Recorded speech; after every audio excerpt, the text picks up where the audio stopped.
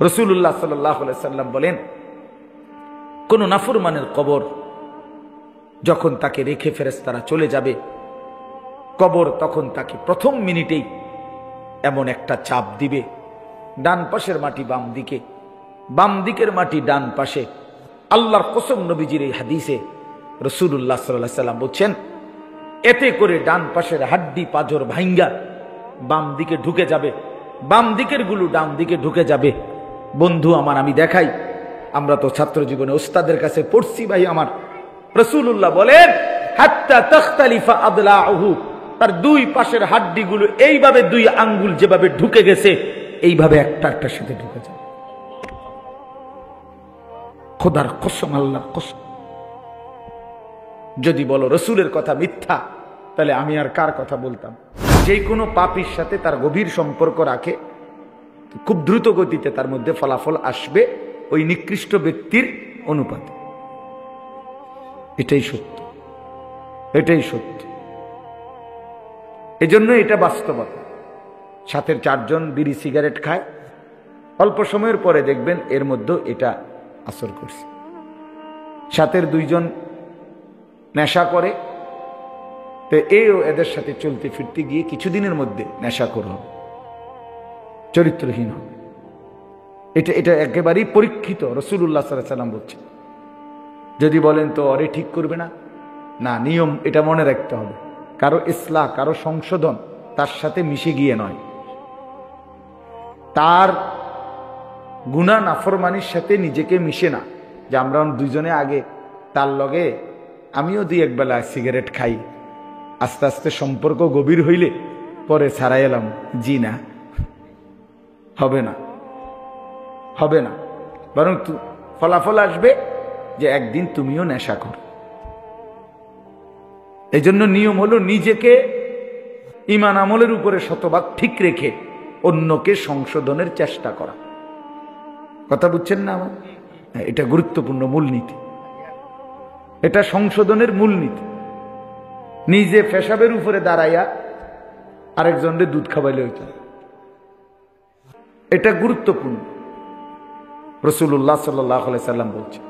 এই জন্য অনেক সময় ছেলে পেলেদের মধ্যে এটা মানসিকতা কাজ করে যে মন্দ লোকের সাথে বন্ধুত্ব করে ধীরে ধীরে তারা ঠিক করে না। বন্ধুত্ব করে ঠিক না, তোমার অবস্থান ঠিক রাইখা তারপরে ঠিক। মনে করেন এখন আসরের নামাজের ওয়াক্ত, আমার একটা ছেলের সাথে জেনারেল সম্পর্ক, আমি একজন হুজুর মনে করেন, তাই না? আমার দায়িত্ব কি যে আগে কিছুদিন আগে নামাজ না পইরা তার লগে আমার আগে সম্পর্ক করতে হবে, পরে আস্তে আস্তে দুজনের নামাজ পড়ব নাকি? আমার এই আসরের নামাজ এই যে কাজা হইল, এটা আর কোনোদিন আসবে আমার? তো তাইলে কথা বুঝছেন না? আমি তাকে বললাম, সে শুনলো না, তারপরও আমার নামাজ আমি শতভাগ ঠিক রাখতে হবে। আমাকে জামাতে যাইতেই হবে, আমাকে মসজিদে ঢুকতেই হবে, এইটা নিয়ম। এখানে অনেকে ভুল করে, এখানে অনেকে ভুল করে। আগে আগে প্রেম করে, এরপরে হেরে মুসলমান হবে। আপনারে বলছি নি মুসলমান বানাইতে, হিন্দু মাইয়া রে, আগে প্রেম কইরে সেরা আমনে মুসলমান বানাইতেইব। ইসলাম আপনার কাছে এরকম একেবারে ঠেকে গেছে, আটফা ধরে রয়েছে, বাবুরে যেমনি পারো এরেও তুমি মুসলমান বানাও। আরে বাপরে, আপনি এত বড় মহান কান্ডারি ইসলামের, হ্যাঁ, ফাইজলামির জায়গা পান না? কে শিখাইল এটা? এটা দিন না, এটা দিন না। এজন্য খেয়াল করা। রাসূলুল্লাহ সাল্লাল্লাহু আলাইহি ওয়াসাল্লাম বলছেন, লা তুসাহিব ইল্লা মুমিনা, ঈমানদার ব্যতীত কাউকে বন্ধু বানায় না। ওয়ালা ইয়াকুল মালাকা ইল্লা তাকিয়্যুন, নবীজি বলেন ভালোবেসে মহব্বত করে মুত্তাকি দিনদার ব্যতীত কাউকে খানা খাওয়ায় না। সরাসরি হাদিস। আলতু ফালতুকে তোমার মাল তার পিছনে খরচ করো না, খরচ করো না তার পিছনে। কোরআন শরীফে আছে, আল্লাহ তাআলা বলছেন, বান্দা আমার দেওয়া সম্পদ থেকে তোমার প্রতি আমার হুকুম, ওয়ালা তাবগিল ফাসাদা ফিল আরদ, আমার দেওয়া এক কানা করি সম্পদ দিয়ে জমিনের মধ্যে ফিতনা হবে, ফাসাদ হবে, গুনাহের ন্যূনতম কোনো পরিবেশ কায়েম হবে, এমন কিছু তোমার সম্পদ দ্বারা করো না। ওয়ালা তাবগিল ফাসাদা ফিল আরদ। আল্লাহ তাআলা কঠিন ভাবে বলছে, কোনোভাবে করো না। জুয়ার আড্ডা, খেলার আড্ডা, ছেলেরা আবদার করছে, আঙ্কেল আমরা একটু গান করব, আপনি কয়টা টাকা দিতেন। বাহ আঙ্কেল, আঙ্কেল আপনি যে দিলেন আঙ্কেল আমরা বুঝছি, তো আপনি কয়দিন পরে পোস্টার লাগাইবেন, আপনাদের সেবা করতে চাই, এই জন্য আর কি। এটি আমরা বুঝি না, এটা তো আমরা বুঝি। আপনি কয়দিন পরে মেম্বরির দাঁড়াইবেন, এই জন্য আর কি। আখেরাত ভিন্ন জিনিস, মেম্বরি আরেক জিনিস। সেটা হইতে পারে আপনার মাকসাদ, দুনিয়া জন্য করলেন সেটা আপনি বুঝেন, কিন্তু আখেরাতের বিষয়টা অন্য বিষয়। রাসূলুল্লাহ সাল্লাল্লাহু আলাইহি সাল্লামকে কোরআনুল কারীমে আছে সূরা কাহফের মধ্যে, নবী সাল্লাল্লাহু আলাইহি সাল্লাম একদিন কয়েকজন সাহাবীর সাথে বসা। এই সময় মক্কার কুরাইশ কয়েকজন কাফের সর্দার ওনারা নবীজির সামনে আসছে। এর মধ্যে একজন সর্দারের নাম ছিল আস ইবনে ওয়াইল। সে নবীজিকে দেখে বলল, মুহাম্মদ আসছিলাম তোমার সাথে কিছু কথা বলবো, শুনবো, আমাদেরও কিছু কথা আছে, তোমারও কিছু কথা কি শুনবো, কিন্তু এখন এই যে লোকটি লইয়া বইছ ইনি কিতা? এই সমস্ত আঙ্গাল কাঙ্গালের লগে বইতাম, হ্যাঁ মানে এখানে বেলাল, খাব্বাব, খুবাই, মানে এরা তো হইলো সব কৃতদাস ছিল, আগে গোলাম ছিল, এখন মুসলমান হয়েছে, সাহাবি ওনার। তো এদের তুলনায় তো এরা সামান্য, এগুলোর লগে নিয়ে বইতাম, হ্যাঁ ইজ্জত থাকেনি এগুলোর লগে বসে। তো সে বলল নবীজিকে, মুহাম্মদ তুমি দুইটা কাজের একটা করো, হয় এই লোকগুলারে এখান থেকে উঠায় দাও, তাহলে আমরা বসবো, আর নাই তো তুমি উঠতে আসে আলাদা আসো, আমরা তোমার সাথে বসবো, তুমি এগোর লোকে বসবো। কোরআন শরীফে আছে, সাথে সাথে আল্লাহ তাআলা জিব্রাইল পাঠাইয়া কোরআন নাজিল করে বন্ধুকে বললেন, ওয়াসবির নাফসাকা মাআল্লাযীনা ইয়াদউনা রাব্বাহুম বিল গাদাতি ওয়াল আশি ইউরিদুনা ওয়াজহাহু। বন্ধু, সকাল সন্ধ্যা দিবানিশি আমি আল্লাহর সন্তুষ্টির জন্য যারা আমার বন্দিগি করে, আমারে ডাকে, আপনি আপনার নিজেকে মজবুতির সাথে তাদের সাথেই বেঁধে রাখেন, এক কদম উঠবেন না, সাবধান। বেঈমান সরে যেতে বলেন, যা বেঈমান,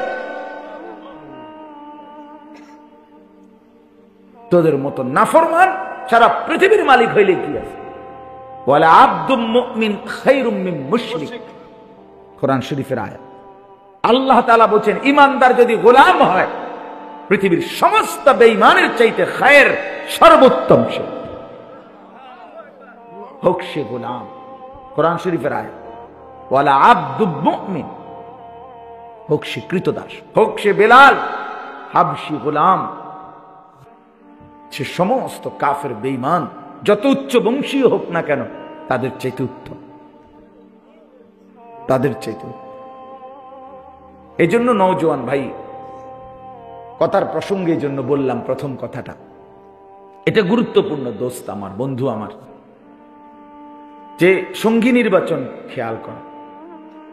স্ত্রী একজন সঙ্গী, এটা নির্বাচনের ক্ষেত্রে ইসলাম ছেলের ক্ষেত্রে মেয়ের বিষয়ে দিক নির্দেশনা দিছে, মেয়ের ক্ষেত্রে ছেলের বিষয়ে দিক নির্দেশনা দিছে।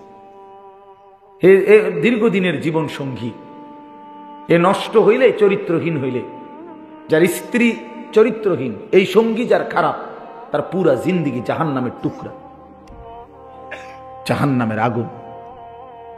যার বেডি 2 নম্বর, যার স্ত্রী পরকীয়া আসক্ত, যার স্ত্রী অন্য পুরুষের লোভে আক্রান্ত, তো এই হাইওয়ান মহিলা, তো এই ঘর পুরা জাহান্নামের টুকরা,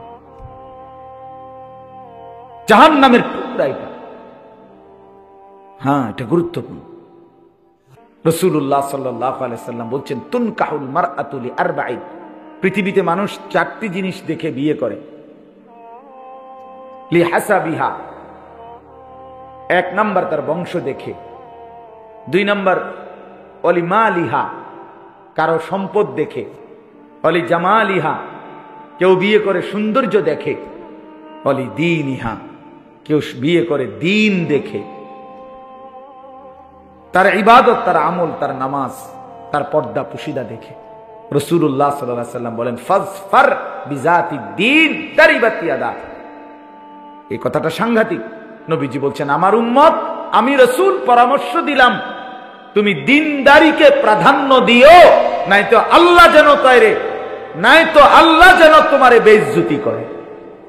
নবীজি বলছে তারিবাত ইয়াদাক মানে হলো তোর হাত যেন ধুলিমলিন হয়, তোর চেহারা যেন ধুলিমলিন, যদি আমার কথা না শোনো। রাসূলুল্লাহ সাল্লাল্লাহু আলাইহি ওয়াসাল্লাম বলছে নবীর বদদুয়ার পরে আর কিছু থাকে?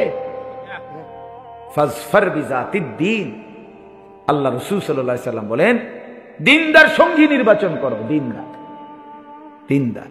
কোরআন শরীফ আছে ইন্নামা ইউরিদুল্লাহু লিইউযহিবা আনকুমুর রিজসা আহলাল বাইত ওয়া ইউতাহহিরাকুম তাতহীরা। আল্লাহ বলেন আমি একজন নারীর জন্য 5টি কাজের কথা বলেছি। 1 নাম্বার, নারী যেন তার ঘরে অবস্থান করে, ওয়াকারনা ফি বুয়ুতিকুন্না। 2 নাম্বার, ওয়ালা তাবাররাজনা তাবাররুজাল জাহিলিয়াতিল উলা। যদি একান্ত প্রয়োজনে বাইরে যেতে হয়, অজ্ঞ মূর্খ নারীদের মতো যেন বেপর্দা বের না হয়, শতভাগ শরীয়ত সম্মত বোরখা করে যেন বের হয়। 3 নাম্বার, ওয়া আকিমনাস সালাহ। নারী যেন 5 ওয়াক্ত নামাজ আদায় করে।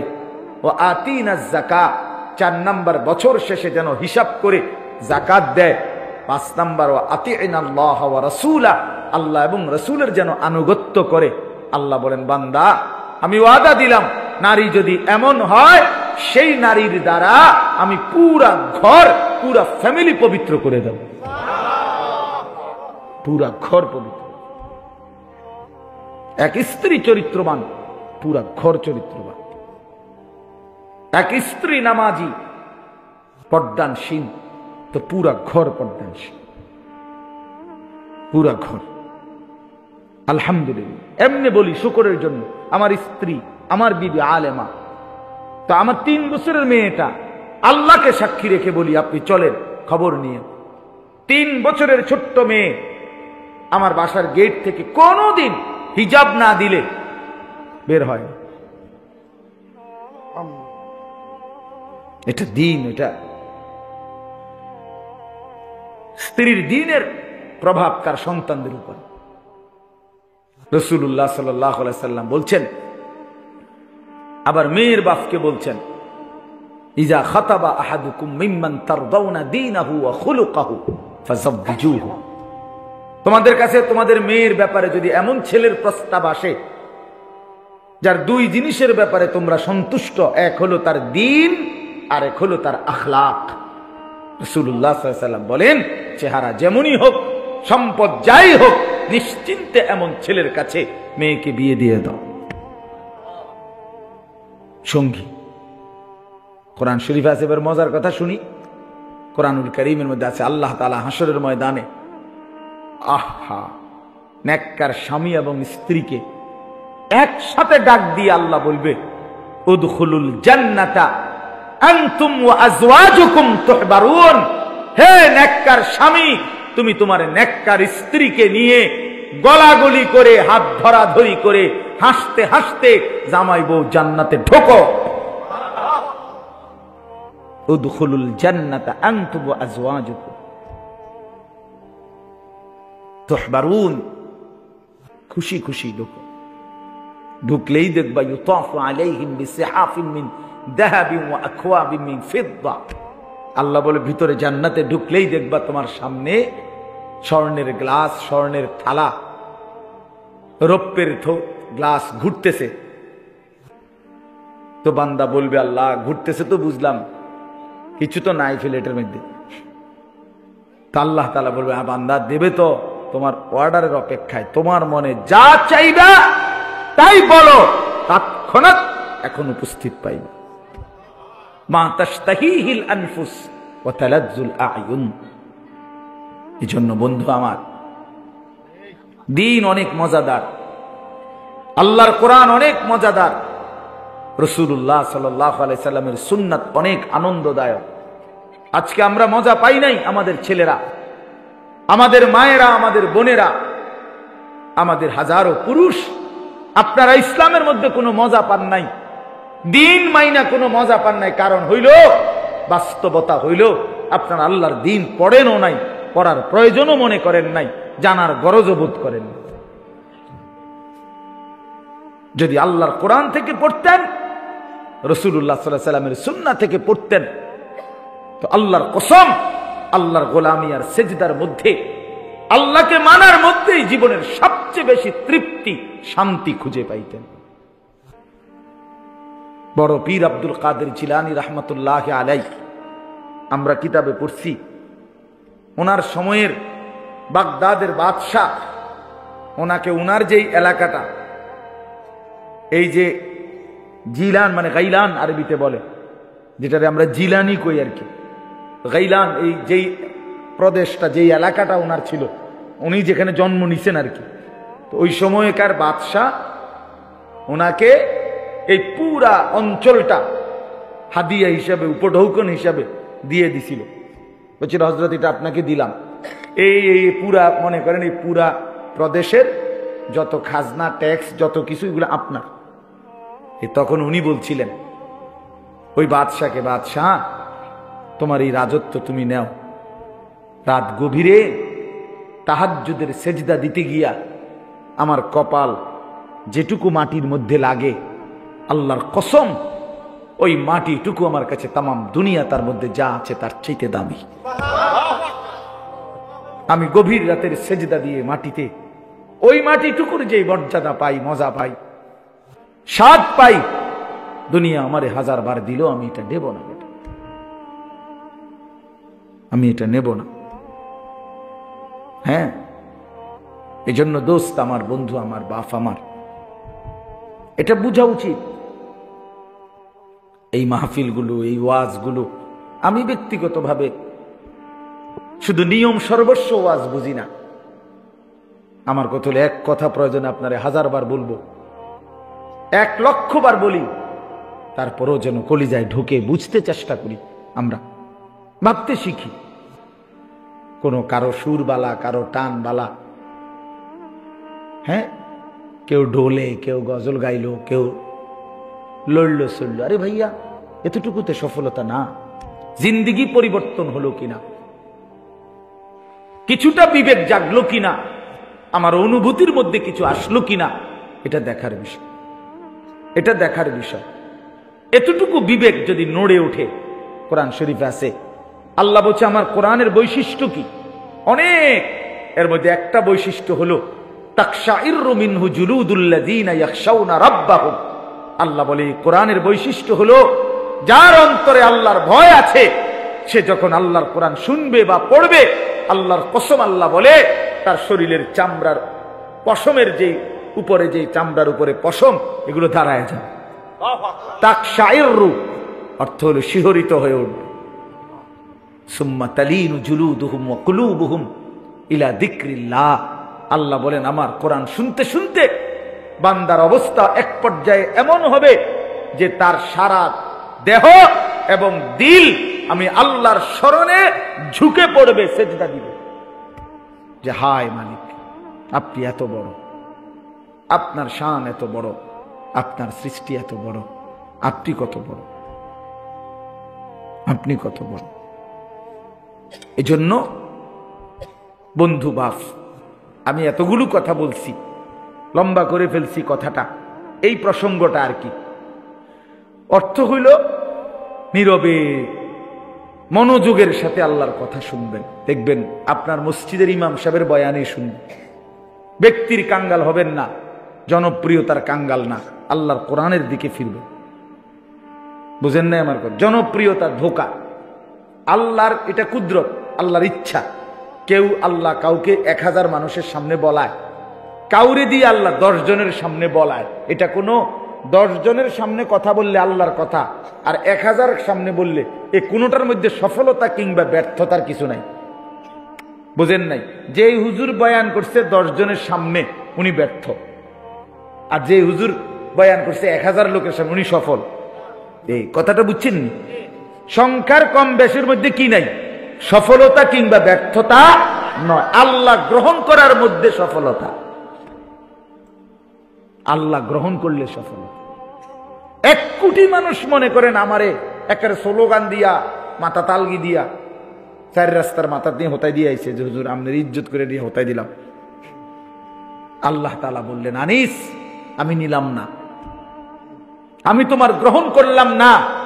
তো আল্লাহর কসম, আনিসের মর্যাদা তখন কুত্তার সমান মর্যাদা আর নাই তখন, যদি আল্লাহ গ্রহণ না করে। আর আল্লাহ গ্রহণ করলে গোটা পৃথিবী না চিনলেও কোনো অসুবিধা নাই। হাজারো আউলিয়া আছে যাদেরকে মানুষ চিনে, এরকম আবার লক্ষ আউলিয়া এমনও আছে যাদেরকে কেউ চিনে না। বুঝেন নাই? কোরআনুল কারীমের মধ্যে মোট 25 জন নবীর নাম আছে। কোরআন শরীফে মোট নবীদের নাম আছে কয়জন? তো নবী মোট 25 জন। তো বাহিরে কই? বাকিদের কই? রাসূলুল্লাহ সাল্লাল্লাহু আলাইহি সাল্লামের সবগুলো হাদিস একত্র করলেও আরো নয়তো 15-20 জনের নাম পাওয়া যাবে। তো নবী মোট 30-35 জন। কথা বুঝছেন না? তো বাকিদের নাম কই? তো বাকিদের নাম যে পৃথিবীর কেউ জানে না, এই কারণে ওনারা ব্যর্থ। নাউযুবিল্লাহ। কথা বুঝছেন নি? কথা রাসূলুল্লাহ সাল্লাল্লাহু আলাইহি সাল্লাম বিদায় হজ্জে যে সময় ভাষণ দেয় হজে, তখন নবীজির সামনে ছিল 1,20,000-এর চাইতে বেশি সাহাবী। হজ্জের মধ্যে আসছে তারা। তো হজ্জে তো আর একেবারে বুড়া গাড়া বাচ্চা কাচ্চা সব আইছে না, বাইতো তো আছে আরো বহুত। বুঝেন না এই কথাটা? বুড়া মানুষ আছে, সবাই তো আর একেবারে ঘর চুক্তি পুরা সবাই আইসে পড়ছে না। কারণ নবীজি সাল্লাল্লাহু আলাইহি সাল্লাম তো হজে আসছে মদিনার থেকে। মদিনার থেকে গেছে কোথায়? মক্কায় বিমানে, নাকি? তো তখনকার সেই রাস্তা, কোথায় রাস্তা কোথায় কি, যাই হোক, তাহলে এই 1.25 লক্ষ নবী সামনে সাহাবী ছিল। তো বাড়ি ঘরের মধ্যে তো আরো আছে, সেগুলা বাদ দেন। এই 1,20,000 বা 1,25,000 সাহাবী যারা রাসূলুল্লাহ সাল্লাল্লাহু আলাইহি ওয়াসাল্লামের সামনে বিদায় হজ্জে ছিল, তাদের এই 1 লাখ দূরে থাক 50,000ও না, পৃথিবীর কোন কিতাবে, একেবারে আসমানের নিচে জমিনের উপরে কোন কিতাবে 10-20,000 সাহাবীর নামও একসাথে নাই। সর্বোচ্চ একসাথে বদরের যুদ্ধের 313 জন সাহাবীর নাম আছে, বদরি সাহাবীদের নাম আছে একসাথে, এই 313 জন। আর আপনি তাইলে 1000 সাহাবীর নামও খুঁজা মিলাইতে কষ্ট হবে নামগুলো। তো বাকি যে এই 1,20,000-এর মধ্যে থেকে যদি 1000 থাকে বা 10,000-এর নামে থাকে, তো বাকি 1,10,000-এর নাম যে কেউ জানে না, ও ঘরের যারা বাচ্চা কাচ্চা তারপরে বুড়া মানুষ, এদের নাম যে কেউ জানে না, তো ওনারা ব্যর্থ। এই কথাটা বুঝে, এটা আমাদের যারা এখানে অনেক আলেম আছেন, অনেক মসজিদের ইমাম আছেন, আপনাদেরকে বলি ভাই, এটা ঘাবড়াবেন না, ঘাবড়াবেন না। আর কি আমার ওয়াজ হনে কে, হ্যাঁ আরে এত ওয়াজ করি কো মানুষ চিনে না, মানুষ চিনে কি দরকার? মানুষ চিনলে কি, না চিনলে কি? এটা আমার দিলের মধ্যে মনে রাখতে হবে। আমার মালিকের কথা বলার যোগ্যতা আল্লাহ আমারে সুযোগ দিছে। একজন বান্দার কাছে যে আমি বলতে পারছি আসমান ও জমিনের এটা সর্বশ্রেষ্ঠ নিয়ামত, আমার মালিকের কথা আমি বলতে পারছি। কত মানুষ আছে জীবনে আল্লাহর কথা বলতেও জানে না। 60 বছরের বৃদ্ধ বাবা, 40 বছরের বাবা, 70 বছরের মুসলমান আল্লাহর কোরআন দেখে দেখেও কদুর সাইয়া সাইয়াও পড়তে পারে না। এত বড় বদনসিব, মন্দ কপাল, দুর্ভাগা মুসলমান, দুর্ভাগা। ওই মুসলমান বদনসিব মিয়া, মনে রাখবেন আমার নাম, আমি বলে গেলাম। ওই মুসলমান দুর্ভাগা, ওই মুসলমান মন্দ কপাল, যে হায়াতের 40 বছর 50 বছর পার করলো, কিন্তু আল্লাহর কোরআনটা দেখে দেখেও সাইয়া সাইয়াও কদ্দুর পড়তে পারে না, রিডিং শুদ্ধ। হায় মুসলমান, এত কথা কার জিব্বা দিয়া বলল? এই চোখ দিয়া কত কিছু দেখলা, মালিকের কোরআন কেন দেখলা না? যুবক ভাই, তুমি 12 বছর 14 বছর 16 বছর পড়লা, কি পড়লা ভাইয়া? এতগুলো বই পড়লা, এতগুলো জেনারেল বই পড়লা দুনিয়া কামাই করার জন্য। দুনিয়াই তো আর কিচ্ছু না। কোন বাংলা বইয়ের মাকসাদ আখেরাত? কথা বলেন না কেন? কোন অঙ্ক বইয়ের মাকসাদ কবরের আযাব থেকে মাফ? কোন সমাজ বিজ্ঞান, পদার্থ, রসায়ন এই বইয়ের মাকসাদ জাহান্নামের আযাব থেকে মুক্তি?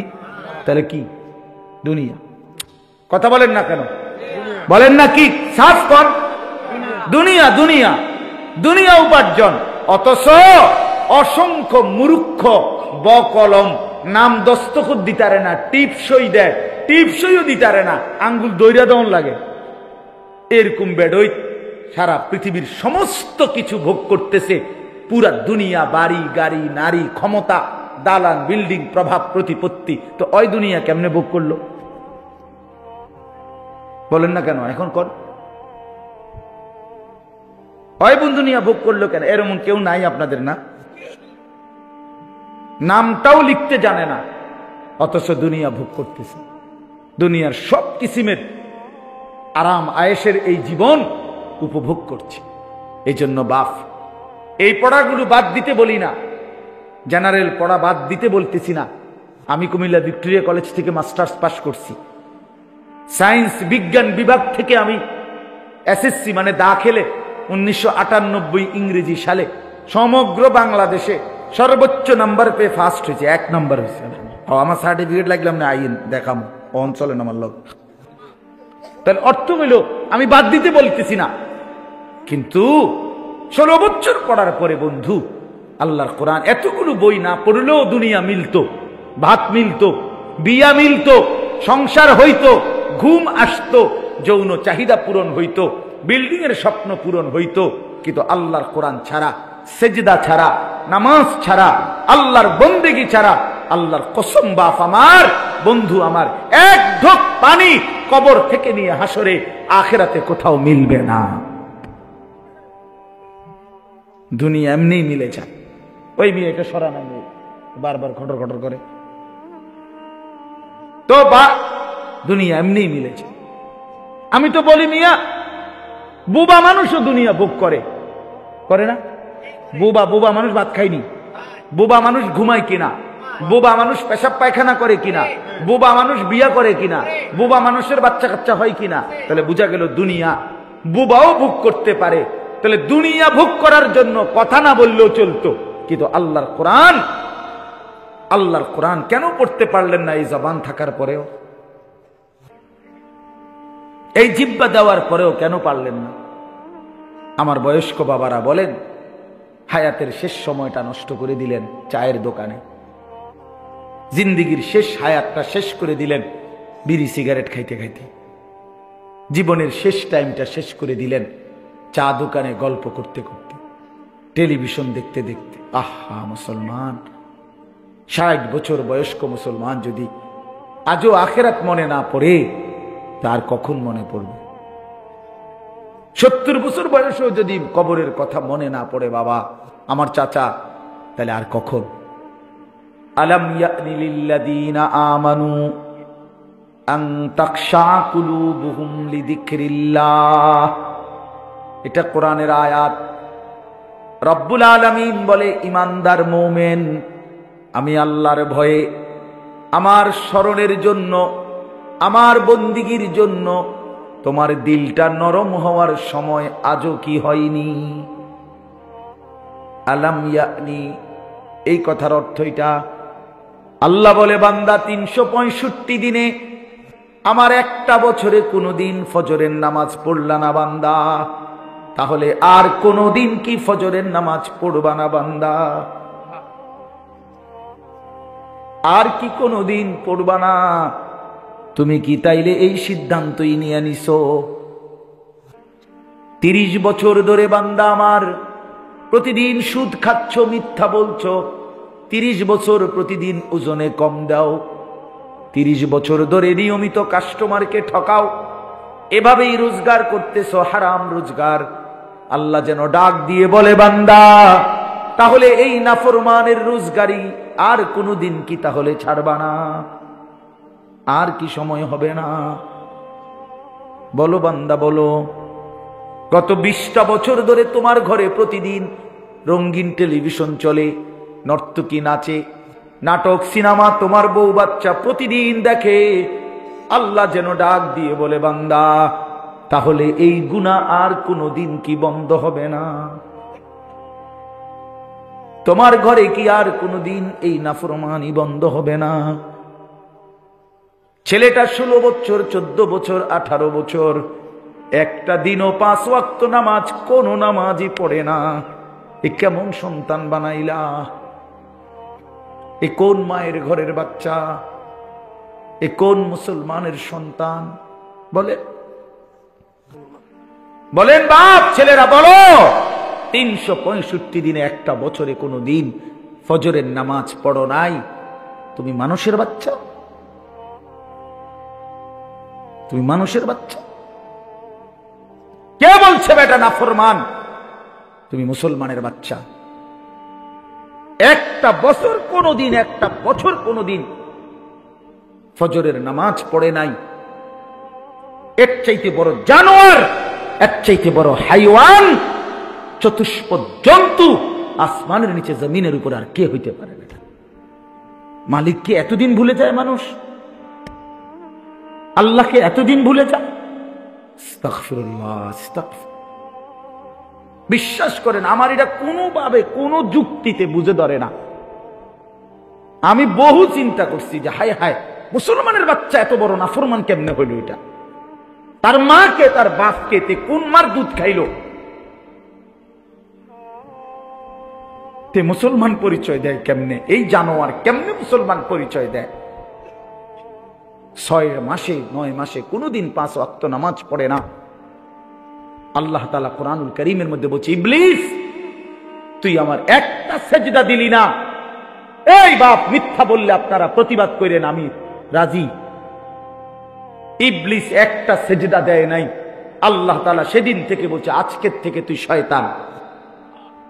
কি ইবলিস কি আগের থেকে শয়তান ছিল? তো ওরে তো আগে শয়তান বলতো না বেটা, ওরে তো আগে বলতো মুআল্লিমুল মালাইকা। সে তো ফেরেশতাদের কি ছিল? শিক্ষক। মুআল্লিম ফেরেশতাদের শিক্ষক ছিল। যেদিন একটা সেজদা দেয় নাই, সেদিন আল্লাহ তাকে বলছে, আজকের থেকে তুই শয়তান। এই জন্য বেনামাজি মনে রাখিস, তুই শয়তান। সাফ বললাম, সাফ। বেনামাজি শয়তান। যার কপালে সেজদা নাই, তুমি শয়তান। আল্লাহ তাআলা কোরআনুল কারীমের মধ্যে বলছে, ইবলিস তুই সেজদা দিলি না, ফাখরুজ ফাইন্নাকা রাজিম। বের হ বেঈমান, আজকের থেকে তুই অভিশপ্ত। আউযু বিল্লাহি মিনাশ শাইতানির রাজিম। অভিশপ্ত। আজকের থেকে তুই বিতাড়িত। এজন্য সেজদা যার কপালে নাই, সে রাজিম, অভিশপ্ত। কোরআন শরীফে আছে, আল্লাহ বলছে, ওয়া ইন্না আলাইকাল লানাতা ইলা ইয়াউমিদ্দিন। ইবলিসকে আল্লাহ বলছে, ইবলিস তুই আমার সেজদা দিলি না, একটা সেজদা। আজকের থেকে নিয়ে কিয়ামত দিবস পর্যন্ত তোর উপরে আমি আল্লাহর লানত, লানত, লানত। এজন্য বেনামাজি তোর উপরে খোদার গজব, খোদার লানত, খোদার লানত, খোদার লানত। ভাত খা বেটা, কোনো অসুবিধা নাই বেটা। ভাত তরকারি আল্লাহ আটকাবে না, মাছ গোস্ত আল্লাহ আটকায় না।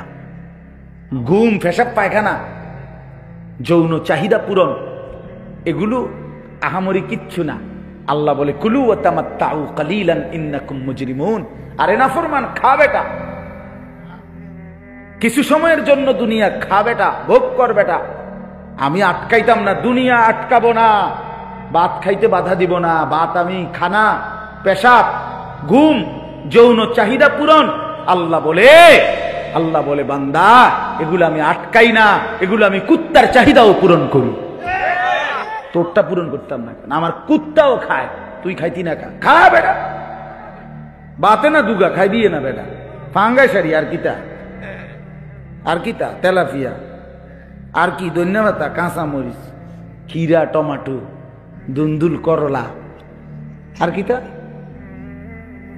হ্যাঁ, লম্বা সিম, ছোট সিম, আর কি বাজারে?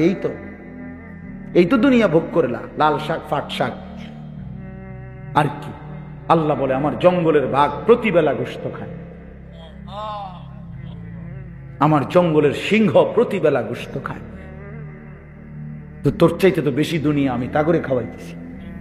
একটি হাতি ভাইয়া, আমি সত্য করে বলতেছি, গবেষকদের কথা হলো, যারা প্রাণীবিদ্যা গবেষণা করে তাদের বক্তব্য হলো একটি হাতি একদিনে 250 কেজি খাবার খায়, 90 লিটার পানি পান করে,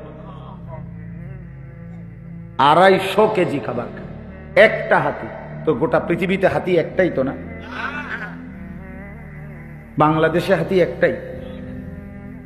তাহলে আমি একবার চিড়িয়াখানায় দেখছি বাঘেরে গোশত দিছে খাইতে। আমি জিজ্ঞাসি, ভাই কদ্দুর দিছেন?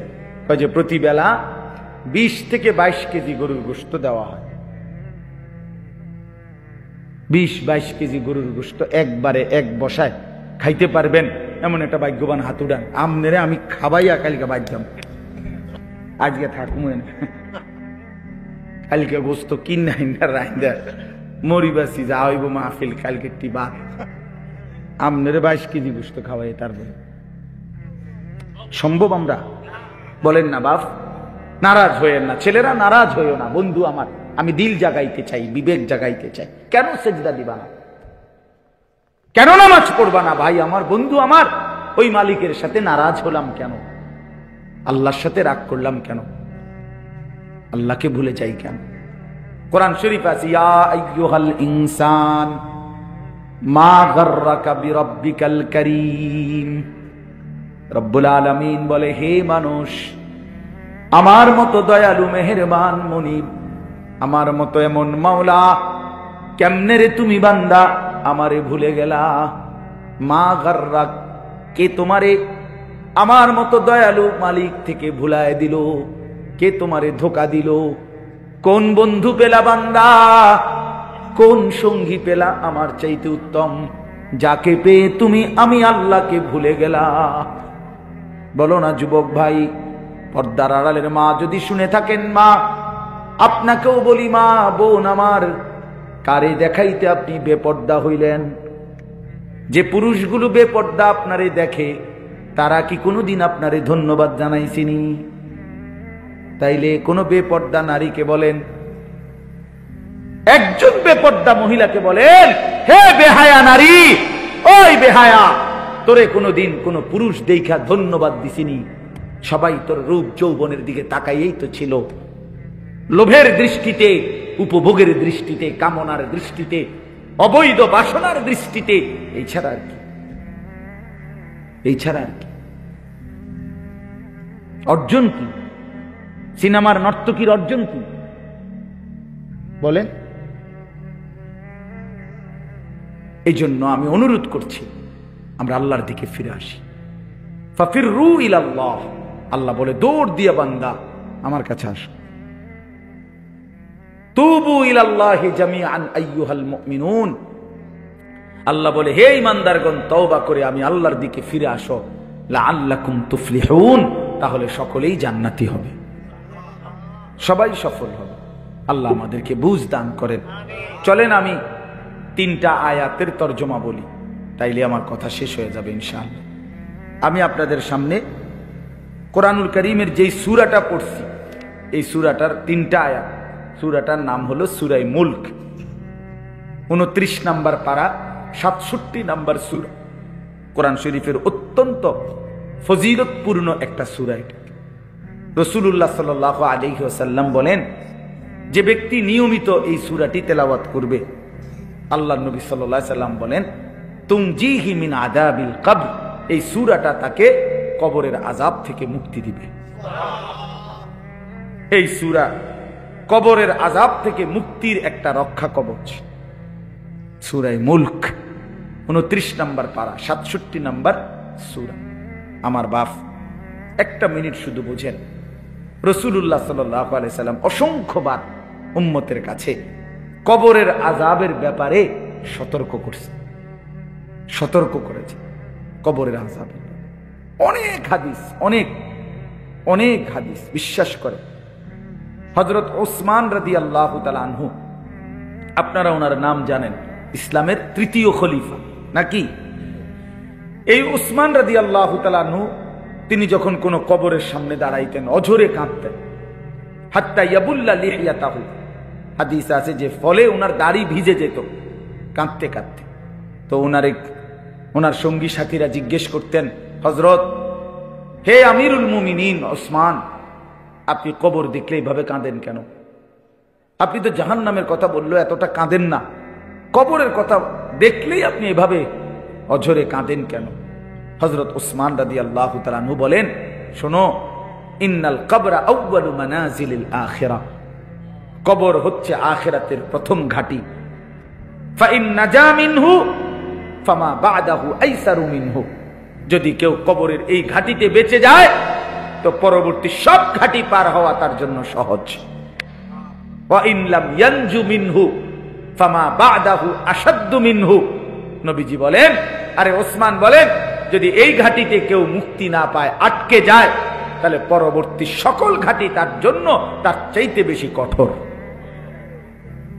এরপরে শুনেন, এরপরে উসমান রাদিয়াল্লাহু তাআলা আনহু বলতেন যে আমি আল্লাহর নবী সাল্লাল্লাহু আলাইহি সাল্লাম থেকে সরাসরি একটা হাদিস শুনছি, নবীজির হাদিস। আচ্ছা, নবীজি সাল্লাল্লাহু আলাইহি সাল্লামের ব্যাপারে আপনাদের ধারণা কি? তিনি কোনো কথা নাউযুবিল্লাহ জীবনে কোনোদিন এক বিন্দু বানাইয়া বলছেন, বাড়াইয়া বলছেন, অতিরঞ্জিত বলছেন? যা আল্লাহ বলেছেন হুবহু তাই বলেছেন। তো নবীজি সাল্লাল্লাহু আলাইহি সাল্লাম তিনি বলছেন, মা রাআইতু মানজারান কাত্তু ইল্লা ওয়াল কবরু আফজাউ মিনহু। রাসূলুল্লাহ সাল্লাল্লাহু আলাইহি ওয়াসাল্লাম, এই যে কয়েকটা ছেলে, মুসলমানের বাচ্চাই তো নিশ্চয়ই, কিন্তু কথা বলে দেখেন বাহিরে। এমন এক গাফেল জাতি আমরা, মায়ের সন্তান জানেও না কোথায় আসছে। বহুত আপনারা জানেন না, আমরা সবাই আসলে খাট পালং আর সোফা ফার্নিচার নিয়ে ব্যস্ত। হুজুর দেখলে দোয়া চায়, হুজুর বিল্ডিং এর ছাদ ডালাই দিন, দোয়া করে দেন। এই গরকার নতুন কাম ধরছি, দোয়া করে দেন। আজা মাড়ি কোপ দিমু, দোয়া করেন। আজগা নতুন করে ডালাই, আজকে কিন্তু দোয়া। হুজুর মোটর সাইকেল কিনছি, কিন্তু দোয়া করে দেন। এই দোকানের বিটটা লইছি, হুজুর দোয়া করে দেন। আমার কাছে একবার একজনই কইছে, হুজুর 1,10,000 টাকা খরচ করে ওই ওনার বাসায় গেছি, টেলিভিশন চ্যাপটা একটা দেখাইয়া উনি বলতেছে, হুজুর এটা 1,10,000 টাকার মতো খরচ গেছে, দোয়া করি। পরে আমিও দোয়া করছি। আমি বললাম, ভাই দোয়া করি আপনার ঘরে যেন 24 ঘন্টার মধ্যে 1 সেকেন্ডও কারেন্ট না যায়, আমনের বউ বাচ্চা যেন 24 ঘন্টা টেলিভিশনের সামনে বইয়া থাকে, আমনের ঘরে যেন 24 ঘন্টা নাচ গান বেড়া বেটির নাচ যেন চলে, দোয়া করলাম। পরে হে হুজুর বেশি রাগ হইছেন বুঝছি, মানে হে তো বুঝছে দোয়ার ডকেই তো বুঝছে যে অবস্থা কি, ডক বালা না, দোয়ার তো লাইন বালা না। তা এই যে আমার উদ্দেশ্য এই কথাটা বলা, যে এই যে শুধু কেবল খাট দেখাইলো, পালং দেখাইলো, ওই রোমে নিয়ে নিয়ে হাইটা হাইটা দেখায়, এই দরজা, এই জানালা, এই ফার্নিচার। আরে ভাইয়া মুসলমান, আমরা যদি এই খাট পালং আর ফার্নিচার দেখাই, অথচ আমার ছেলেটা নামাজ পড়ে না, মেয়েটা পর্দা করে না, স্ত্রী পর্দা করে না, আমার ঘরের সন্তান আদি কেউ আল্লাহর কোরআন পড়তে পারে না।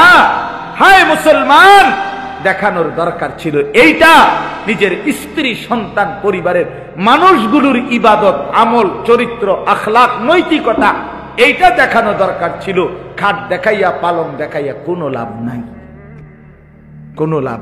আপনি মরে গেলে 20 বছর পরে কবরের থেকে উঠতে এসে আপনি নিজের ঘরে দেখেন আমনের হাতের বানানো ফার্নিচার কিচ্ছু নাই, কিচ্ছু নাই।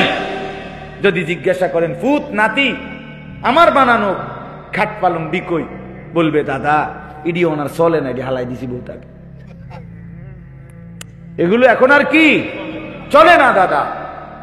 আমার দাদা মারা যাওয়ার 12 বছর পরে, গোনা 12 বছরের মাথায় আমি আমার জ্যাঠারে বলছিলাম, জ্যাঠা আমার দাদার রেখে যাওয়া বাড়ির স্মৃতি হিসাবে আপনার কাছে কিছু আসেনি, আমার একটা কিছু দেখান, একটা লবণের বাটি, কাচের প্লেট, কিছু একটা মাটির বাসন। আমার দাদা কাইদা, আমার জ্যাঠা কাইদা দিছিল। আহা, আমার সেই জ্যাঠাও এখন কবরে চলে গেছে। সেই জ্যাঠা আমার কাইদাই দিছে, কয় না বাতি যা, তোমারে দেখাইবার মতো আমার কাছে কিছুই নাই। 12 বছরের ব্যবধানে সমস্ত কিছু নাই, এই তো দুনিয়া। যে দুনিয়া আপনি সাজাইলেন বাপ, একদিন আপনি নিজেই কবর থেকে আইসা যদি দেখতে পারতেন, তা আইসা দেখতেন কিছুই নাই, কিছুই নাই। শুধু শুধু শুধু শুধু হায়াত শেষ করলেন, শুধু শুধু স্ত্রী সন্তানের নামাজের খোঁজ নিলেন না, আখেরাতের খবর নিলেন না, শুধু দাড়ি দাড়ি, বাড়ি গাড়ি, বিল্ডিং দালান। আল্লাহ আমাদেরকে বুঝ দান করেন। তো বলতেছিলাম যে রাসূলুল্লাহ সাল্লাল্লাহু আলাইহি ওয়াসাল্লাম অনেক হাদিসের মধ্যে এই কবরের আযাবের ব্যাপারে গুরুত্ব দিয়েছেন, বারবার উম্মতকে সতর্ক করছেন আল্লাহ নবী সাল্লাল্লাহু আলাইহি ওয়াসাল্লাম। তো নবীজির এই হাদিস, উসমান রাদিয়াল্লাহু তাআলা এর ঘটনা বললাম। এরপরে শুনেন, হযরত বারা ইবনে আযিব রাদিয়াল্লাহু তাআলা আনহু একজন সাহাবী, উনি বলেন আমরা একদিন নবীজির সাথে এক সাহাবীর জানাজায় গেলাম। আমি দেরি করব না, এই অল্প সময় শেষ করে দিচ্ছি। জানাজায় গেলাম, তো এই সাহাবী বলতেছেন আমরা নবীজির সাথে জানাজায় গিয়ে, ওই সাহাবীর জানাজা এখনো পড়ে নাই নবী, আগে গিয়া নবীজি কবরের সামনে একটু দাঁড়াইছে, খালি কবরটার সামনে আর কি। তো হযরত বারা ইবনে আযিব বলে আল্লাহর নবী সাল্লাল্লাহু আলাইহি সাল্লাম কবরটার সামনে দাঁড়াইয়া অঝরে কতক্ষণ কাঁদছে কবরের দিকে তাকাইয়া। তো আমরা সবাই, সাহাবী বলতেছেন আমরা সবাই নবীজির সাথে কাঁদলাম, অনেকক্ষণ কাঁদা নবী চোখের পানি ফেলে মুছে এরপর আমাদের দিকে তাকাইয়া বলছে, ইয়া ইখওয়ানি লিমিসলি হাদা ফাআইদ্দু, হে আমার সাথীরা, বন্ধুরা, আমার সাহাবীরা, এই কবরের জন্য, এমন একটা জায়গার জন্য তোমরাও প্রস্তুতি নাও। ফাআইদ্দু, সবাই রেডি হও এই কবরের জন্য, এই কবরের জন্য। এভাবে আল্লাহর নবী কবরের দিকে তাকাইয়া কাঁদছে। আমার বাপ আল্লাহর নবী সাল্লাল্লাহু আলাইহি সাল্লাম 5 ওয়াক্ত নামাজের পরে নবীজি যে কয়েকটা বিষয়ে নিয়মিত দোয়া করতেন প্রত্যেক নামাজের পরে, এর মধ্যে একটা ছিল এটা, আল্লাহুম্মা ইন্নী আউযু বিকা মিন আযাবি জাহান্নাম ওয়া মিন আযাবিল কবর ওয়া মিন ফিতনাতিল কবর ওয়া মিন ফিতনাতিল মাসীহিদ দাজ্জাল ওয়া মিন ফিতনাতিল মাহইয়া ওয়াল মামাত। এই দোয়াটা নবীজি 5 ওয়াক্ত নামাজের পরে করতেন। এর মধ্যে একটা অংশ হলো যে আল্লাহ আমি কবরের আযাব থেকে পানাহ চাই। অথচ রাসূলুল্লাহ সাল্লাল্লাহু আলাইহি সাল্লামের এক যাররা বিন্দু পরিমাণ কোনো গুনাহ নাই, আছে কি? কথা বলেন না কেন? এক সুতা কোনো গুনাহ, তিনি মাসুম, তিনি নিষ্পাপ, তিনি নিষ্পাপ। হাসরের ময়দানে আল্লাহ তাআলা নবী সাল্লাল্লাহু আলাইহি সাল্লামের অগণিত মর্যাদা আল্লাহ দান করছেন, দিয়ে রাখছেন। নবীজি বলছেন আনা আউয়ালু মান ইয়াকরাউ বাবাল জান্নাহ, আল্লাহর নবী সাল্লাল্লাহু আলাইহি সাল্লাম বলেন আমি সেই মুহাম্মদ যে সর্বপ্রথম জান্নাতের কড়া দরজার আমি নাড়াব। সুবহানাল্লাহ। কিলা মান, ফেরেশতা বলবে আপনি কে? আমি বলবো মুহাম্মদ।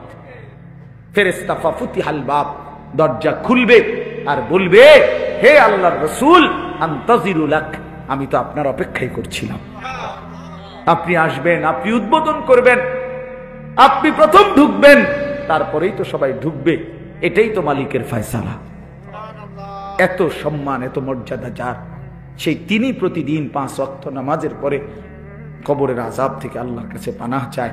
আমি কে, আপনি কে? বলেন বাবা, বলেন। এই জন্য দয়া করে আরো অনেক উদাহরণ বলা যাবে, কোরআনে আছে, হাদিসে আছে, আমি শুধু সংক্ষেপে আপনাদের কাছে এটা বললাম। একটা কথা জরুরি ভাই আমার, এই যারা আমরা নামাজ পড়ি না, হালাল উপার্জন করি না, বিশ্বাস করেন আমি হই আর আপনি হন, কবরে কষ্ট পাইবেন। আখিরাত তো আছেই, হাসরের ময়দান তো আছেই কষ্ট, জাহান্নামের আযাব তো আছেই, কবরেও সাংঘাতিক আযাব হবে। আল্লাহর নবী সাল্লাল্লাহু আলাইহি সাল্লামের হাদিস একেবারে স্পষ্ট, আমার কাছে এই গাড়ির মধ্যেও কিতাবটা আছে। আল্লাহর নবী সাল্লাল্লাহু আলাইহি সাল্লাম বলেন কোন নাফরমান ব্যক্তি যখন কবরে 3টা প্রশ্নের জবাব দিতে পারবে না, আল্লাহর পক্ষ থেকে তখন বলা হবে আফরিশুহু মিনান নার ওয়ালবাসুহু মিনান নার ওয়াফতাহু লাহু বাবান ইলান নার।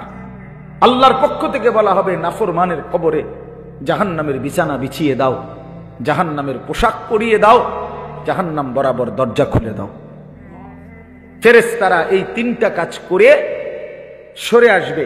এই ফেরেশতারা আল্লাহ রাসূল সাল্লাল্লাহু আলাইহি সাল্লাম বলেন, নতুন আরেকজন ফেরেশতা আসবে এই নাফরমানের কবরে। আয়েশা, ইউদরাবু বিমিথরাকাতিন মিন হাদিদ, তখন এই ফেরেশতা এসে এই নাফরমানকে লোহার বড় হাতুড়ি দিয়ে এমন জোরে একটা আঘাত করবে, খোদার কসম নবীজি বলছেন আঘাতটা কোথায় করবে? বরবাতান বাইনা উযুনাইহি, তার দুই কান বরাবর আঘাত করবে।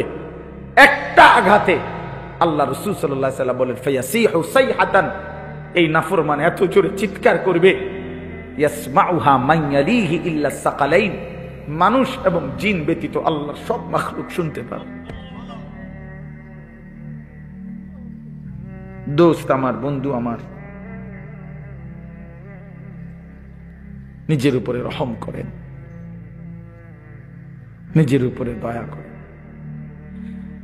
রাসূলুল্লাহ সাল্লাল্লাহু আলাইহি সাল্লাম প্রতিদিন বলছে, নবীজি কবর প্রতিদিন ডাক দেয়, কবর ডেকে ডেকে সবাইকে বলে, দুনিয়াবাসী, আনা বাইতুদ দুধ, আমি পোকামাকড়ের ঘর, আনা বাইতুল ওয়াহদা, আমি একাকী ঘর, আনা বাইতুল গুরবা, আমি অপরিচিত ঘর, আমার কাছে আইলে কেউরে চিনবা না, কাউরে পাইবা না।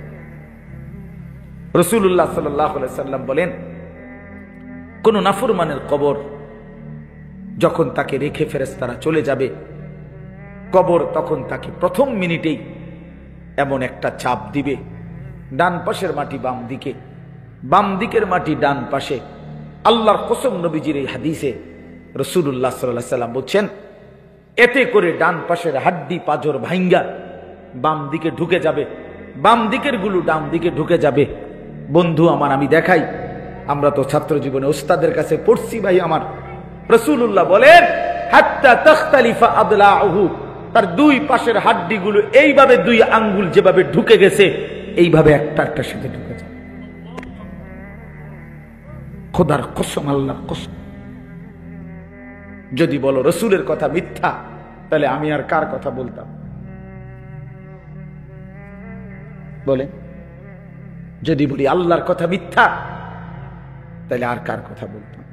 কোরআন শরীফে আছে, আল্লাহ বলছে, ফাবি আইয়ি হাদিসিন বাদাহু ইউমিনুন, আমার বান্দা, আমার এই কোরআনের কথার চাইতে আর কোন কথা বললে, এর চাইতে দামি আর কি বললে বান্দা তুমি আমার কথা বিশ্বাস করতা? খোদার কসম, এটা আয়াত কোরআন এই 29 পারাতে আয়াত এটা আছে। ফাবি আইয়ি হাদিস বাদাহু ইউমিনুন, এই কোরআনের পরে আর কোনটা বললে, আর কোন কিতাব নাজিল করলে বান্দা আমার কথা মানতে? বলো না ভাইয়া আমার, বাপ আমার, বলেন কেন নামাজ পড়েন? কেন নামাজ পড়েন? অনেক মানুষ আপনারা এখানে বসছেন, নওজোয়ান তোমরা, অনেক ছেলে, চেহারা দেখলেই বোঝা যায় বন্ধু সারাদিন একটা সেজদা দাও নাই। আরে বেনামাজি, তোর চেহারা দেখলেই চিনা যায়। বেনামাজি নির্লজ্জ, বেনামাজি অসভ্য, বেনামাজি গাদ্দার, গাদ্দার গাদ্দার, বেনামাজি বেয়াদব, বেনামাজি চূড়ান্ত বেয়াদব, অসভ্য অসভ্য অসভ্য হাইওয়ান। এটা জন্তু জানোয়ার ছাড়া আর কিচ্ছু না। আল্লাহ তাআলা মানুষের শরীর বানাইছে সেজদার জন্য, নাই তো কোমর বাঁকা হওয়া, হাঁটু ভাঙ্গা, কোনুই ভাঙ্গার কোনো দরকার ছিল না বাতের লাগিয়া। খানা খাওয়াইতে এত কিছু লাগে না। গরু ছাগল জন্তু জানোয়ারে আল্লাহ তাআলা এত আইটেম দিয়ে খাওয়াইছে না, এমনি খাওয়া। আমার ভাই, আমার বন্ধু, কেন নিজের উপরে জুলুম করছেন? আমি এক কষ্ট করে আমার ওই মৌলানা ইমাম আমারে যে দাওয়াতটা দিছে, বিশ্বাস করেন অনেক পেরেশানি করতে হয়, কতবার যে ফোন দিছে হয় যেন টাইম মতো আসতে পারি। নিজের অনেক ব্যস্ততা, ফজরের পর থেকে বয়ান শুরু। আমি গতকাল সন্দ্বীপ ছিলাম, ওইখানে বয়ান করে এরপরে স্পিড বোট হইয়া আইসা আরো কত ছোটখাটো কাজ সারছি, আরো 2খানে বয়ান করছি। টাকার জন্য না বাপ, আপনি খবর নিয়ে চাই। সব মানুষকে এক ধরনের পাল্লা মাপা না। আমি এক ফেরিওয়ালা, স্বাভাবিকভাবে অস্থিরতা বোধ করি খুব, যে আমার এই নওজোয়ান ছেলেগুলো নামাজ পড়বে, ইসলামের জন্য দ্বীনের পক্ষে থাকবে, এদের দুনিয়া সুন্দর হবে, আখেরাত সুন্দর হবে। এই জন্য আজকে রাত গভীরে বললাম, এই আমরা প্রত্যেকেই কবরের আযাব থেকে বাঁচার চেষ্টা করি, নাই তো কষ্ট হবে বাপ। কোরআন শরীফে আছে, আল্লাহ ফেরাউন এবং তার বংশধরের ব্যাপারে বলছে, আন্নারু ইউরাদুনা আলাইহা গুদুওয়ান ওয়া আশিয়া। আল্লাহ তাআলা বলেন, ফেরাউন আর তার দলবলের কবরে প্রতিদিন সকাল সন্ধ্যায় আগুন পেশ করা হচ্ছে, আগুনের শাস্তি হচ্ছে। কোরআন শরীফের আয়াত, আল্লাহর কসম। আল্লাহ বলছে, আন্নারু ইউরাদুনা আলাইহা, জাহান্নামের আগুন পেশ করা। শুধু কবরের কথা বললেই সারা রাত বলা যায়, এরপরে তো জাহান্নাম সামনে আছে। এটা তো বিচারের আগে, বিচারের ময়দান তো হাসরের মাঠ। জেলখানার মধ্যে তো আসামি ধরে নিয়ে জায়গা, এরপরে না মামলার শুনানি চলে। রায় হয়তো কোনো কোনো মামলার 2 বছর পরে, কিন্তু সে তো হাজতে ঢুকে গেছে, সে তো কারাগারের কষ্ট ভোগ করতেছে। বুঝেন নাই কথাটা আমার? তো মামলার হিয়ারিং তো চলে পরে, আস্তে আস্তে 15 দিন পরে, 20 দিন পরে, 40 দিন পরে মামলার আবার কি পরে, ডেট পরে, এমনি এমনি শুনানি চলে। কিন্তু এতে তো জেলখানা, শাস্তি তো চলতেছে, কারাগারের কষ্ট তো চলতেছে। তো আল্লাহ তাআলা বলে, বান্দা বিচারের ময়দান তো সামনে, হাসরের মাঠ, কিন্তু আযাব তো শুরু হয়ে গেছে কবর থেকেই, কবর থেকে। এই জন্য আমরা প্রত্যেকে ইনশাআল্লাহ, এই যে কয়জন, আমার এত মানুষের দরকার নেই, আমি ইমামের কাছে বলছি, যদি 2 জনও শুনে বেটা, কোনো অসুবিধা নাই বেটা। ফেরিওয়ালার একটা নিয়ম মনে রাখেন, আমি এই জন্যই বললাম আমি এক ফেরিওয়ালা। ফেরিওয়ালার নিয়ম হলো, ফেরিওয়ালা বলতেই থাকে রাস্তার এই মাথার থেকে ওই মাথা পর্যন্ত, সে বুঝে আমার মাল কেউ না কেন, কোনো ঘর থেকে কোনো মহিলা পুরুষ ডাক না দোক, আমি আমার কথা আমি বলতেই হবে। এই ওলামায়ে কেরাম ফেরিওয়ালা, আপনাদের কাছে ফেরি করছি আমরা আখেরাত, পরকাল কেউ গ্রহণ না করলেও কোনো অসুবিধা নাই। কোরআন শরীফে স্পষ্ট আল্লাহ পাক আমাদের জন্য একটা অসাধারণ সান্ত্বনা আছে, মজার বিষয় আছে আমাদের জন্য। আল্লাহ কোরআনে নবীকে বলছে, বন্ধু আপনি দিবানিশি আল্লাহর কথা বলে যান, বলে যান, তবে শুধু এতটুকু মনে রাখবেন, কেউ গ্রহণ করুক আর না করুক, আপনারে যেটা প্রতিদান নেকি, এটা বরাবর 100-100। আমার মাল চলক বা না চলক এটা আমি বুঝি, আমনের যেটা আমনের প্রফিট আমনের দিয়ে দেবো বাবুরে, আমার মাল আমি পরে চিন্তা করি। সুবহানাল্লাহ, এইটা আমাদের সান্ত্বনা, এটা আমাদের সান্ত্বনা। আমার 30 বছরে কেউ গ্রহণ না করুক, কোনো অসুবিধা নেই। এমন নবীও ছিল পৃথিবীতে যাদের কাছে কেউ কালেমা পড়ে নাই, কিন্তু কি হয়েছে, ওনারা ব্যর্থ। তো 950 বছরে নূহ আলাইহিস সালাম কালেমার দাওয়াত, 950 বছর, বুঝেন মানে 950 টাকা। 50 টাকা কম 1000, 50 টাকা কম 1000, তো সোজা কথা। আর 950 বছর আপনার বাপ দাদা 14 গোষ্ঠীর হায়াত কয়জনের একত্র করলে হবে? চিন্তা করছেন নি? এই 950 বছর আল্লাহর কথা বলছে, দিবা নিশি, লাইলাম ওয়া নাহারা। কোরআন শরীফ আছে, রাতেও দিনেও 80 জনের বেশি লোক কালেমা পড়ে না। 950 বছর মানুষ এগুলা কেমন শক্ত হারামি আছিল, আইলে একটা ঘুষি দিলাম, হইলে সে ভাতিজার পুত্ররা কি ডাকাইত রে ডাকাইত। আরে বাপরে বাপরে বাপ, মানুষ এত শক্ত হারামি হয় কেমনি? চিন্তা করছেন এগুলো কি মানুষ? আল্লাহ আমাদের কলিজার মধ্যে আখিরাতের ভয় দান করেন। এবার চলেন তরজমাটা বলি।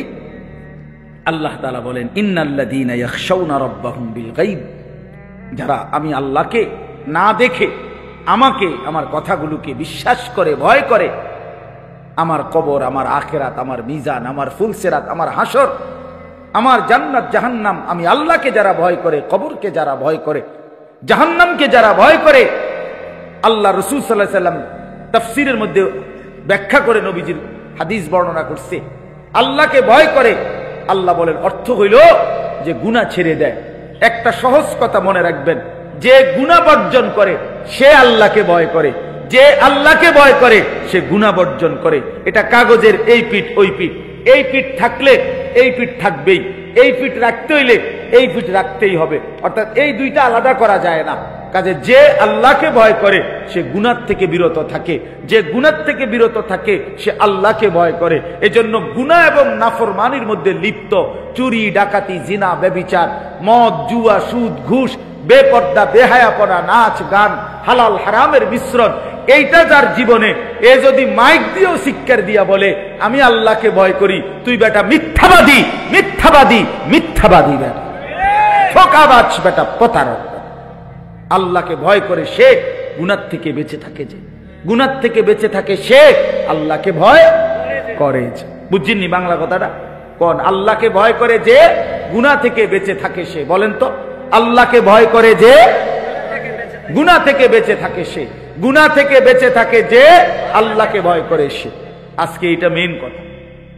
ইন্নাল্লাযীনা ইয়াখশাউনা রাব্বাহুম বিল গায়ব, না দেখে যারা আল্লাহকে ভয় করে, আল্লাহর কথাগুলোকে ভয় করে, আখিরাতকে ভয় করে, আল্লাহ বলেন আমি ওয়াদা দিলাম লাহুম মাগফিরাতুন ওয়া আজরুন কাবীর, আমি তাদের পেছনের জিন্দেগির সব গুনাহ মাফ করে দেব, সর্বশ্রেষ্ঠ পুরস্কার জান্নাত দিয়ে দেব।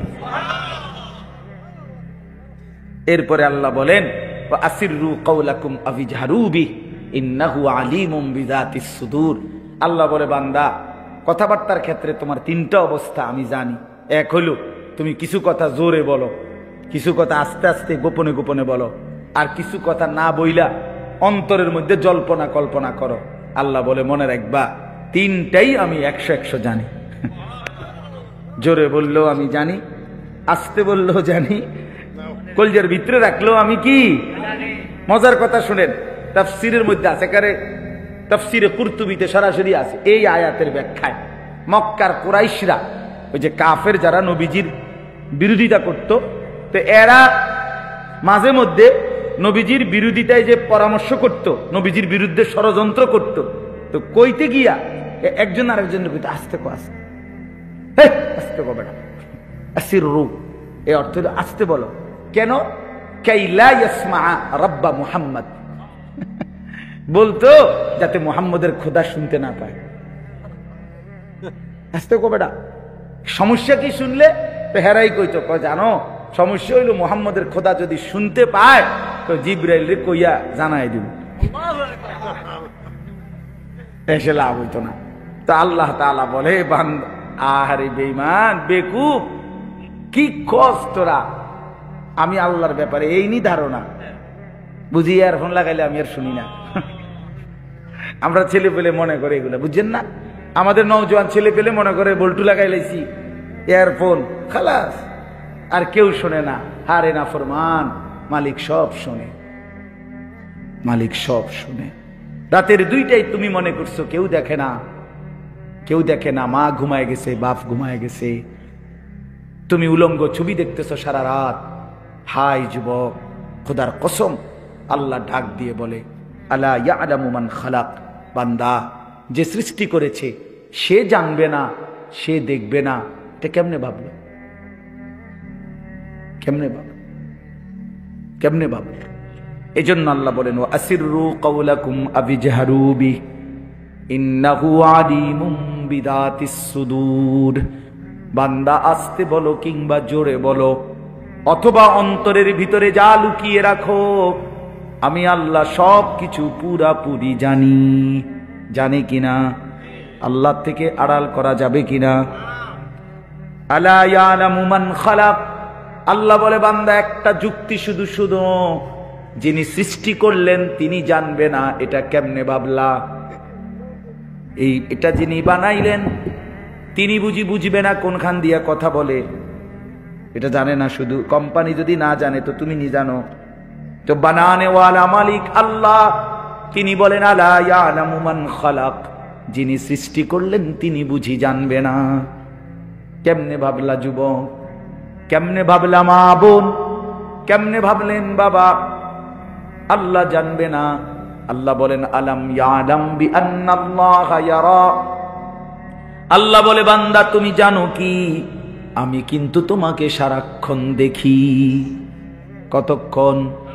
কতক্ষণ? আবার বলেন। আল্লাহ দেখেন কতক্ষণ? সারাক্ষণ। রাত 2টা, দিনের 2টা আল্লাহর কাছে বরাবর।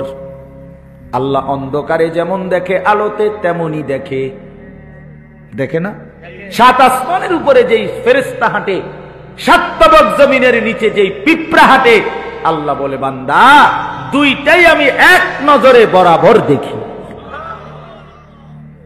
বরাবর দেখি। আমারে ফাঁকি দিবা কেমনে বান্দা? কেমনে ফাঁকি? আল্লাহকে ফাঁকি দেওয়া যায় না। চলেন, কথা শেষ।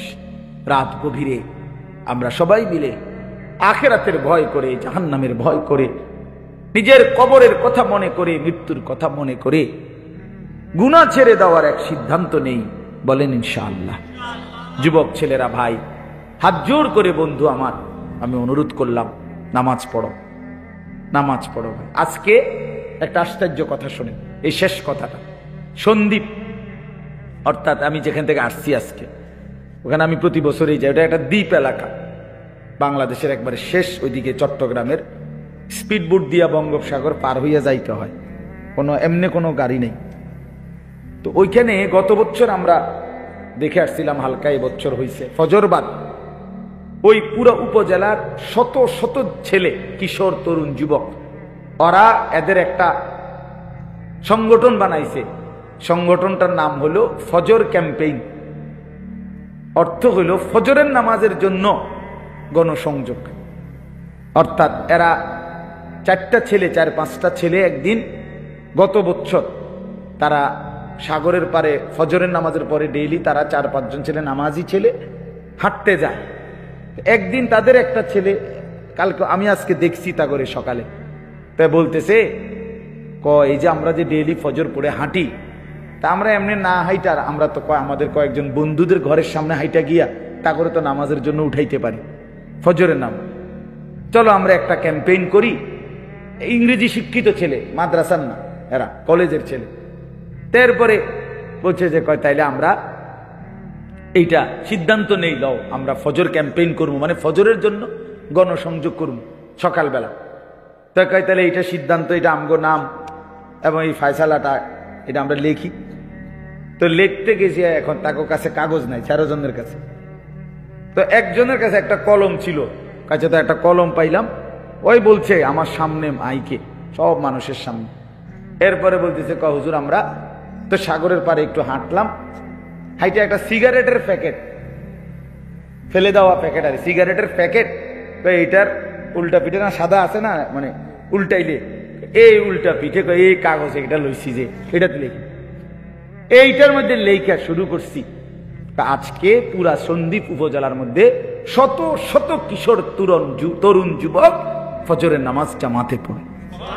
আজকে ফজরবাদ তাদের আলাদা বয়ান হয়েছে, মানে তাদের মাহফিল তারা করছে ফজরবাদ। আমি ফজরের পরের শ্রোতা দেখা পাগল হয়ে গেছি, মানে অবাক। শত শত ছেলে সাইকেল, মোটর সাইকেল, সিএনজি দিয়ে আসছে ফজরের নামাজের পর, মনে যেন জিদ করতে গাই।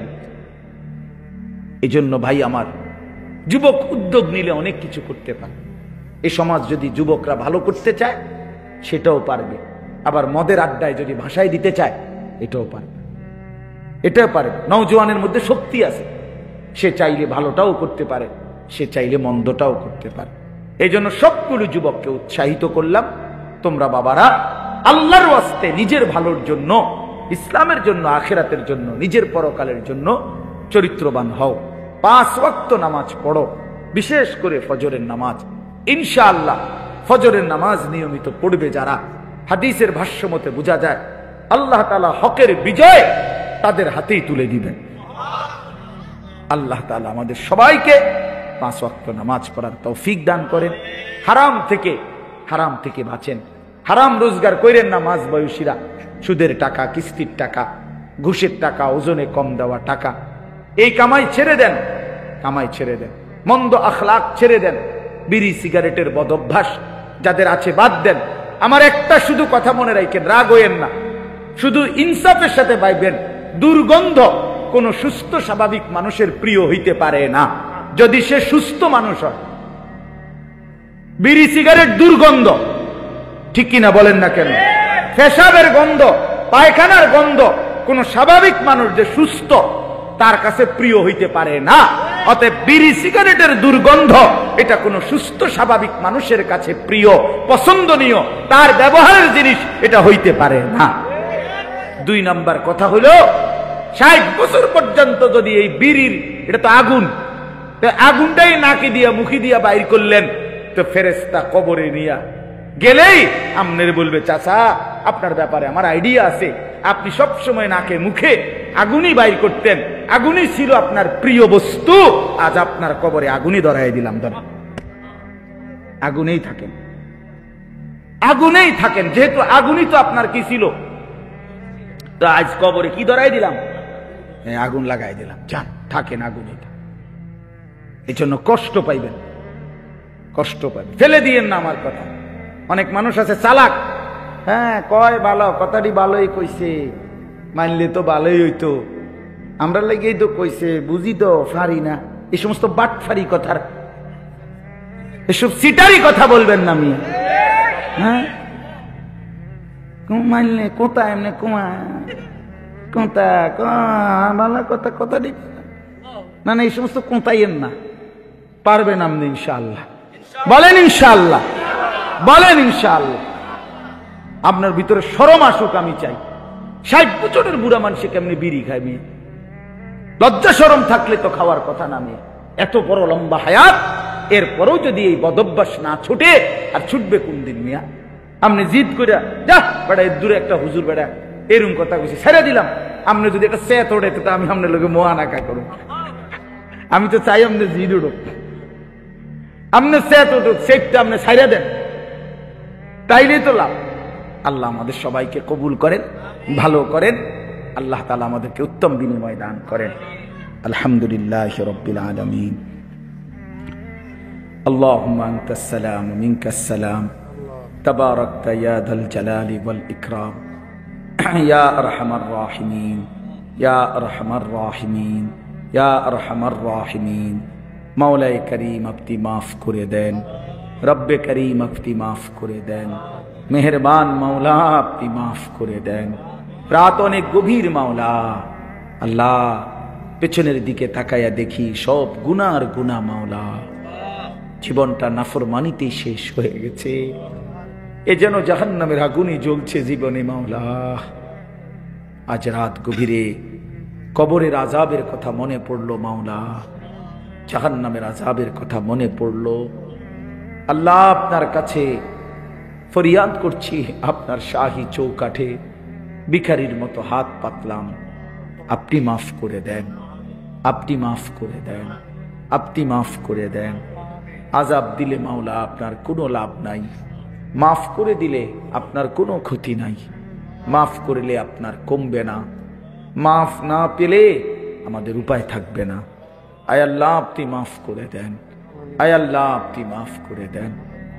আগামী জিন্দেগি সুন্দর করে দেন, ঈমান আমলের দৌলত দান করেন, তাকওয়ার জীবন দান করেন, আপনাকে ভয় করবার মতো জীবন দান করেন, গুনাহ থেকে বাঁচবার তৌফিক দান করেন, সেজদাওয়ালা কপাল বানিয়ে দেন, কাঁদনেওয়ালা চোখ বানিয়ে দেন, জিকিরওয়ালা জবান বানিয়ে দেন, মোহাব্বতওয়ালা দিল বানিয়ে দেন, বন্দিগি সুন্নতওয়ালা জীবন বানিয়ে দেন। আল্লাহ সমস্ত কবরবাসীদেরকে মাফ করে দেন, কিয়ামত পর্যন্ত কবরের আযাব মাফ করে দেন, কবরগুলোকে জান্নাতের টুকরা বানিয়ে দেন, আপনার নূরের রহমত দ্বারা ভরপুর করে দেন।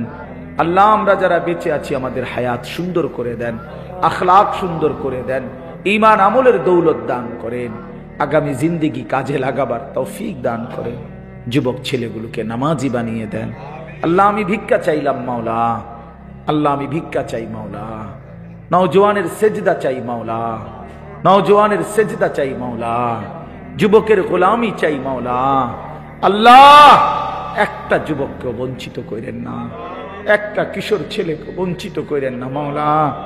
আল্লাহ প্রতিটা ছেলেকে নামাজি বানিয়ে দেন, নামাজি বানিয়ে দেন, চরিত্রবান বানিয়ে দেন, মোবাইলের আসক্তি থেকে বাঁচান, নারীর আসক্তি থেকে বাঁচান, মদ জুয়ার আসক্তি থেকে বাঁচান, পর্দার আড়ালের মা বোনদেরকে পর্দা পুশিদা দান করেন, আবেদা সালেহা বানান, মা ফাতেমা রাবেয়া বসরিয়ার মতো বানিয়ে দেন।